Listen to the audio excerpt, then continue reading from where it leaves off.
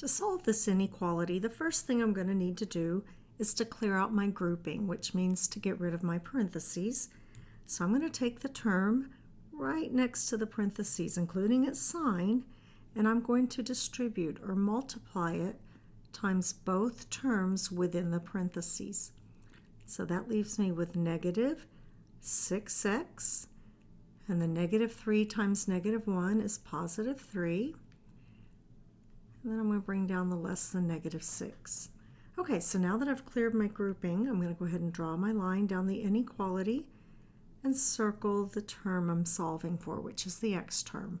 My goal is to isolate that x term on the left side. So I'm going to go ahead and move my 3 by doing the inverse of addition, which is subtraction. Which is subtraction. There we go. Okay, on this side, my 3's cancel out, and I have negative 6x is less than, and I have negative 6 minus 3, which becomes negative 9. Now, I've only got one term left on the left, so I'm going to do the inverse operation. So x is being multiplied by negative 6, so I'm going to divide by negative 6.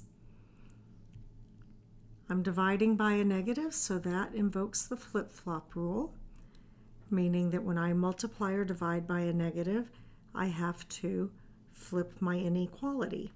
So I've got x is greater than, negative divided by negative is positive, so I have positive 9 over 6, which can be reduced. So we've got x is greater than, and we've got 3 over 2, and that's my answer.